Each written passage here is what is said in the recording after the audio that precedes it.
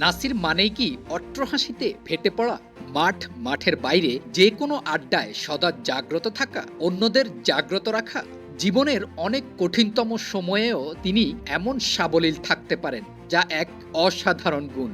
Home ক্রিকেটের বারান্দায় এভাবেই ধরা পড়লেন ক্যামেরায়। নিষেধাজ্ঞা শেষে গত ডিপিএলেই মাঠে নেমেছেন নাসির। তবে এরপর অনেক দিন হোম ক্রিকেটে দেখা যায়নি তাকে। গত কিছু দিনে এ নিয়ে দুবার এলেন মিরপুরে, তাই তাকে দেখেই যেন সবার আনন্দ আড্ডা। চিল মুডে নাসির যখন বসে আড্ডা দিচ্ছিলেন, তখনই দৃশ্যপটে হাজির যুব বিশ্বকাপ জয়ী অধিনায়ক আকবর আলী। আকবরের সাথে কুশল বিনিময় করলেন হাসি মুখে। আকবরও বড় ভাইয়ের সাথে কথা বললেন সময় নিয়ে। এরপর হাতে থাকা সব ব্যাট, প্যাড আর ক্রিকেট গিয়ার্স নিয়ে চলে গেলেন একাডেমি মাঠের বারান্দা ধরে ভেতরের দিকে। এই একই জায়গায় বসে থেকে সিনিয়র সাংবাদিক বন্ধু আতিফ আজমের সাথে কথা বলতে বলতে যেন আজ মিরপুরে আসা সবার সাথেই আড্ডা দেয়া হয়ে গেল। নাসির ঠিক যে জায়গাটায় বসেছেন, এ রাস্তা ধরেই একাডেমি মাঠ আর মূল মাঠের দিকে যেতে হয় সবাইকে। তাই যেই আসুক তাকে ক্রস করতেই হবে। আফিফও যাচ্ছিলেন একাডেমি মাঠের দিকে নিজের অনুশীলনের জন্য।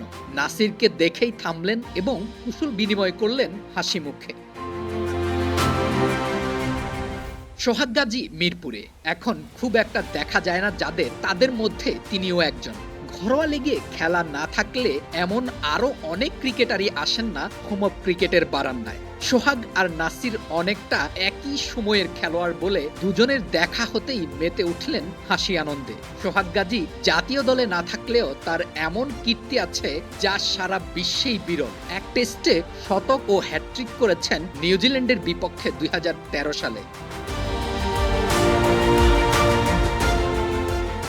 শ্রীলঙ্কা সিরিজ শেষ করে পুরো দল এখনো দেশে ফেরেনি, তবে হাসান মাহমুদ ওয়ানডে শেষ করেই ফিরেছেন। হোম অফ ক্রিকেট যাদের ঘরবাড়ি, তাদের পদচারণা এখানেই থাকবে, এটাই স্বাভাবিক। তবে সম্প্রতি বাংলাদেশ দলের পারফরমেন্স মোটেই স্বাভাবিক এবং সন্তোষজনক নয়। হাসান মাহমুদ নিজেও খুব ভালো কিছু করতে পারেননি। দলের এমন ভরাডুবিতাই সকলের কাঁধেই পড়ে।